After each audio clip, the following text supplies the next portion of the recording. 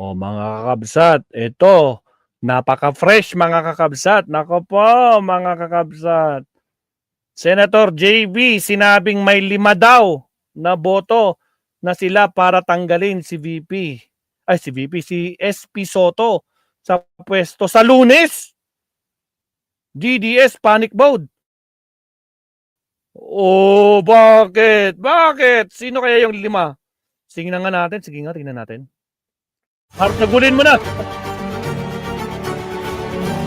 Bardagulin mo na, Sir Bad. Ikaw na bahala dyan.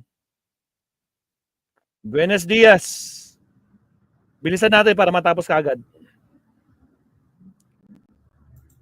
Buenos dias. Fast forward. Ayan na, kinonfirma na nga ni Senator JB Ejercito na may tama na naman si Vad. Naging tama na naman yung vlog natin kahapon ukol sa namumuong kudeta. Ha? Ito na naman. More than a month lang magiging tenure ni Senator Tito Soto at ang next Senate President, ilalagay nila ang fighter nila ngayon na si Senator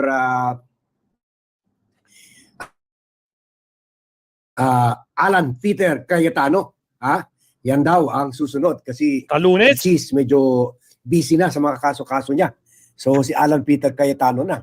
So clearly this is again a sign na talagang in panic mode na ang mga DDS senators. Kumbaga alam nila na isa-isa na sila lumalabas sa lista ng mga senator na may katiwalian sa flood control. So tingnan mo, may kaso o may mga nabanggit Cheese, Jinggoy, Joel. Ala, mapapawasan sila ng 3 kung makulong yung mga yan. O, ilan na lang maiiwan sa kanila? Kasi 11 sila, di ba? O di magiging, ako po! Panic mode talaga ang mga garapata. In fact, galit na galit sila kay Senator Ping Lacson na sinabi majority ng 19th Congress senators ang meron congressional insertions. So yan, sa 19th Congress pa yan. What about the 20th Congress? So, kwan pa yan. In fact, kahit wala pang insertion si Camille Villar, pero nasama na rin siya sa investigasyon kasi ang investigasyon naman, ang expose naman ni President Bongbong Marcos covers all infrastructure. So, pati yung 18.5 billion na insertions ng mga Villar, starting from former Senator Cynthia Villar and continued by Mark Villar at saka ngayon kay Camille Villar, naipit na rin sila doon sa pag-award ng 18.5 billion na projects, infrastructure projects sa pinsan ni Mark, sa first cousin ni Mark, sa nephew ni Cynthia Villar. So, isa-isa na sila. Hanggang later on siguro baka ma-wipe out na yung 9-member opposition. Kaya ngayon, in panic mode sila para tanggalin na natin. Tanggalin na natin si Tito Soto at tanggalin na rin natin si Ping Lacson. Tanggalin na natin kasi madadamay tayong lahat. Baka gusto nyo bang madamay lahat? Ubusin tayo ni Ping Lacson tsaka ubusin tayo ni Tito Soto dito. Ilan na lang maiiwan? Ilan na nga lang kami. Tinatarget pa kami. Inuubos na kami. Ano na? Gising-gising. Damay-damay na itong mga Rodriguez. Paktay kayo dyan. Blue ribbon. At siguro ang mangyari dyan, either ititigil na nila yung investigasyon or ibibigay nila kay Rodante Marcoleta para i-concentrate yung banat sa House lang. Tulad yung ginawa ni Marcoleta through the discussion. Tama, puro sa House lang ang banat ng panahon ni Marcoleta. Ngayon walang sinisino, mapa-House, mapa-Senate. Ganyan, di ba? Walang pinipigilan, walang preno-protektahan. Kayas na very censored, masyadong censored yung lista niya at ang tinarget lang ay yung mga senator, ay yung mga kongresista. Niwala lang man sa lista, lumabas yung mga senator. Sandali, check natin. Parang nawawala tayo. Sige, banat. Fast forward. Oops, pinas forward natin. Dami namang naghang. Sorry. Ay, pasok, bad. Huwag ka mawawala. 8:5:36. Nako po, nawala. Check ko lang, baka salita tayo. Okay, good. Okay. So, ngayon, doon na talaga nila tanggalin kasi ito daw si Tito Soto at saka si Ping Lacson. Oh, Sinisiraan yung institusyon as if may kwan pa integridad pa ang Senado as a whole. Kaya sabi ni Senator J.V. Ejercito na half-brother ni Jingo Estrada, meron na kami 5 boto. Pero sa ngayon, sinasabi niya na ito daw 5 sa majority, sa 15 majority, ibig sabihin maging 9 na lang ang majority. Lilipat daw sila sa minority. Magiging independent na lang daw sila. Pero syempre, gumagalaw ang, alam naman natin, galaw talaga ito ng mga DDS block para kunin itong 5. Na-predict na natin yan kahapon na we counted mga 5 or 6 na ang lilipad. So, at sabi pa ni JV Ejercito, Your workflow is important to us. Please wait indefinitely. nabitin na naman tayo dyan. Okay guys, sa mga bagong pasok, huwag kalimutan mag-like and subscribe. ang dahilan daw ng karamihan na aalis sa majority ay dahil ang investigasyon ay napupunta sa mga senador pero parang nalilihis doon sa tunay na may sala at main talaga pinaka-author ng mga insertions at ito daw ay si former House Speaker Martin Romualdez at saka si Saldico at saka ibang mga kongresista na kasama sa small committee or small BICAM meetings. Sabi niya, for me, the focus should be sa real culprits ng modus. Mukhang nawawala doon. So dapat ang focus daw sa House of Representatives kay Romualdez. Bakit kasamahan niya ang inuupakan?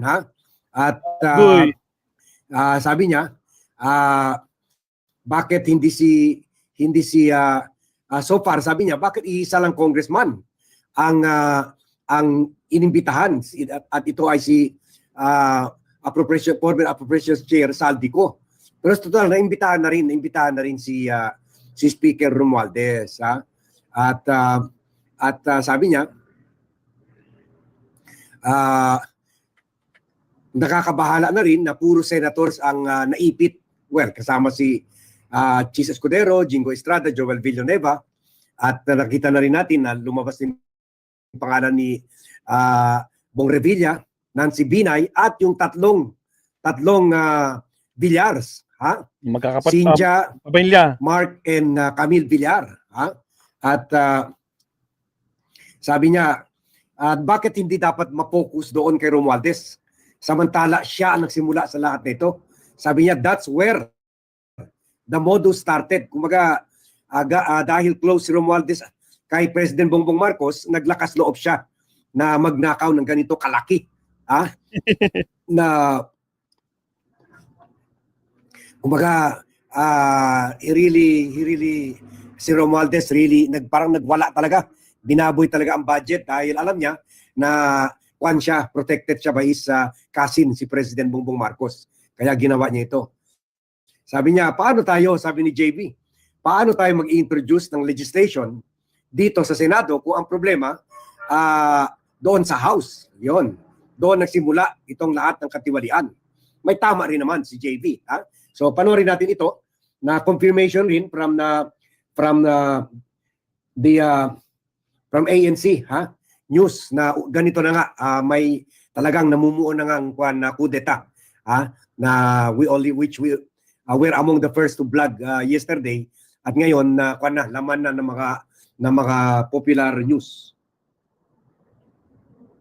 Pinag-isipan umano ng ilang senador na kumalas sa mayorya, pero giit ng ilang senador, walang kudeta at hindi sila watak-watak. May banat naman si dating Senate President Francis Escudero kaugnay ng ethics complaint na inihain laban sa kanya. Nagpapatrol, RG Cruz. Wala pang isang buwan mula nang mapalitan ang liderato ng Senado, may napipinto na naman ba ang pagbabago? Ayon kay Senador J.V. Ejercito, 5 silang senador na nagbalak lumaya sa mayorya ni Senate President Vicente Soto III para maging independent. Sakaling umani bang 5 sa 9 na senador ng minorya, lampas na ito sa 13 kinakailangan bilang ng mga senador para magpalit ng Senate President. Pero paglilinaw ni Ejercito, walang kudeta at wala rin gumagalaw para magpalit ng liderato. Ang pinaghuhugutan kasi ni Ejercito tila na nilihis mula sa mga tunay na may pananagutan ng investigasyon sa flood control projects. Sa mga pagdinig ng Senate Blue Ribbon Committee, sina Senator Francis Escudero, Jingoy Estrada, Joel Villanueva ang sinabi habang isa pa lang ang kongresistang nadadawit ang nagbitiw na si Zaldico. Itong Webes, kinumpirma ni Ejercito na chairman ng Ethics Committee na may naghain ng ethics complaint laban kay Escudero. Tinapog naman ito ng dating Senate President na paghihiganti ng kampo ni dating Speaker Martin Romualdez dahil sa pagpuna niya rito. Una nang tiniyak ni Senate Majority Leader Juan Miguel Zubiri na hindi watak-watak ang Senado matapos muling mabuhay sa social media ang dati niyang panayang tungkol kay Nooy. This smart zoom reading Nahurangan glass pa tayo. adjusts automatically to your vision from Wait plus lang. 1.0 to plus 7.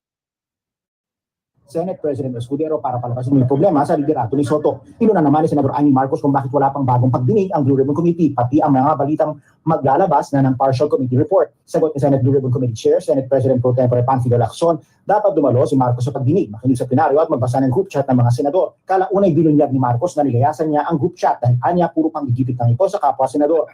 Panawagan din niya tigilan ng pagmamagaling at pang-aaway. Ngayong Biyernes, inamin ni Soto na hindi niya masyadong nababantayan ang naturang group chat pero git niya wala siyang sinisiraan o inaating senador. Pumalag naman si Senate Finance Committee Chair Sherwin Gatchalian sa mga patiko sa insertions o amendments ng mga senador sa budget matapos lumabas sa Senate hearing na nauwi ang ilan sa mga ito sa manumadyang flood control. For me, the original sin is not the amendments or extensions. The original sin is the local government's project is not being carried to the NEP or being carried to the GAA. No? Kaya marami sa kanila lumalapit sa mga congressmen, lumalapit sa mga senators. Bago nito, pinunan ni Marcos ang pagbubuga ni Lacson. Halos lahat ng senador ay may insertion on. Habang nilinaw naman ni Soto na hindi lahat ng insertion o amyenda sa budget ay masama. RG. For this video. Grabe no, ang gulo-gulo, grabe. So, sana naman hindi Tarantang-taranta na sila. Kasi syempre strategy nila na sinabi na hindi sila sasali sila sa opposition pero hindi naman ito kudeta. Kudeta na rin ito. Kudeta na rin at syempre strategy lang nila na sabihin wala naman silang balak tanggalin si Tito Soto pero syempre ganun na ang effect kung may numbers na sila. Kung meron na sila 14 kung 14 lang at pwede dadagdagan pa nila ito. So, posible sa mga earlier reports ng mga DDS, hindi siya sasali sa opposition. So, tingnan natin. And then, siyempre, tiyak na itong si JV na ngayon inanunsyo na niya. And then, to complete the fight, siyempre, posible itong si Mark Villar dahil iniimbestigahan na sila, Camille Villar. At isa sa mga Tulfo, either si Rafi or si Erwin Tulfo na ngayon pareho ay nasa majority. At pwede pa nga pang-anim. Kung lalo na kung gagawin na Senate President si Alan Peter Cayetano, baka pwede pa rin sumali si Pia Cayetano. So that makes 6. So meron na sila 15. So wala na. Ousted na talaga si Soto na 13 votes lang kailangan. So this is again, as we said, na very, very desperate move nila kasi nakikita nila na sila. Papunta na sa kanila lahat yung investigasyon. And obviously, nakikita nila na tingnan nyo paano nila ini-spin yung investigasyon na parang disunity daw. Ito daw si Soto at si Ping Lacson, they are showing disunity daw. Kaya nakawatak-watak at nakaaway-away daw sila. Dati pa naman, doon pa naman sa impeachment, disunited na kayo eh. Kasi yan ang problema, you equate unity with selfish issue na yun sa impeachment dahil loyal kayo kay Sara Duterte, yun nagkawatak-watak na nga kayo doon, nagkabanggaan na nga kayo doon. Pagkatapos ito naman inimbestigahan kayo, which is something supported by the Filipino people. Kaya nakita nyo nga, ang daming tao sumali sa marcha laban sa korupsyon. Pero ngayon, imbes suportahan nyo itong investigasyon, kasi nasabi nyo na inaatake nyo pa si Tito Soto. Inatake sila ni Chis Escudero na sinabi si Tito Soto at Ping daw at si President Bongbong Marcos ay gumagalaw ayon sa script ni former Speaker Martin Romualdez. At ganun rin ang mensahe ni Marcoleta na legal daw yung insertion. At sayang daw kasi kapwa niya mismo ang sumisira sa mga miyembro ng Senado at ang institusyon. So kung nakakaapekto ito, kung itong investigasyon sa selfish interest nyo or sa mga kita nyo o sa mga pagnanakaw nyo, yun, sinaside nyo yung integrity ng Senado na naapektuhan. Pero nung bumoto kayo para patayin, gumawa kayo ng illegal act para patayin ang impeachment, ayun, hindi lamang kayo naisip na gaano kadamaging yung paano masisira talaga yung integridad at stability ng Philippine Senate. Doon pa lang sirang-sira na kayo. Doon pa lang dinelay ni Cheese yung forthwith. Sira na yung Senado, lalo na yung bumoto kayo. To kill the impeachment na something that can even be considered a violation of the Constitution. Yan. So, ngayon, dahil gumagawa ng tama, itong si Tito Soto at si Ping Lacson, yan, tatanggalin nyo na. So tingnan natin kung tulad ng sinabi ni JV, hindi nila tatanggalin si Tito Soto pero aalis lang sila sa majority, 5 sila, or talagang syempre hindi natin mapigilan na i-exploit ito ng 9-man opposition or mga Sara Duterte forces para tuluyan na. Dahil wala nang number si Tito Soto, tuluyan nang i-declare ang position niya vacant, and then they will proceed to vote for the new Senate President. O kaya gumawa na lang sila ng magpasa na lang sila ng signature. The person who came up with this threading tool is a lang, may paharang po. You can attach it to a Again guys, sa mga bagong pasok dyan, huwag kalimutan mag-like and subscribe. Supporting Alan Peter Cayetano or they will just sign to express support and then ipakita ito kay Soto for him to step down. Kagaya ng ginawa ni Soto at sila Ping at saka sila Mix Zubiri kay Cheese Escudero. Pero si Cheese at least umabot ng almost 1 year. Pero ito si Tito Soto over a month pa lang. Parang kasing bilis rin yung pagtanggal nito kay General Nicolas Torre. So ganyan ang politika dito sa atin. Kung gagawa ka ng tama, you are sowing discontent. Nanggugulo ka. Hindi public service, kundi panggulo ang ginagawa mo. Dahil ang inimbestigahan mo yung katiwalian ng kapwa senador mo. So hanggang dito muna tayo. We will be giving you more updates during the day. And medyo na late tayo, but I would just like to thank my cousin, si Budong, tawag namin, for treating us. Si Melvin Royo, treating us dito sa Destino Lounge, itong VIP lounge sa 4th floor ng ADN building or Armand Dean Nocum building dito sa East Zamboanga Business and Events Place. Kaya mga alas 3 na tayo. Nakauwi. Buti na lang, hindi tayo na traffic sa pag-uwi kasi bumaba lang tayo from the 4th floor to the 3rd floor condo namin para matulog. So wala naman traffic sa hagdanan. Wala lang elevator. Napakamahal yan.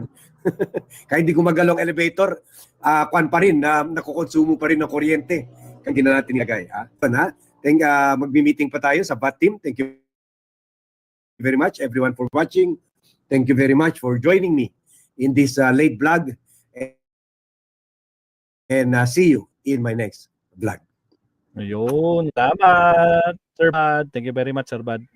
So, ayan na. Naku po, mga kapsat. So, may plano pala sila.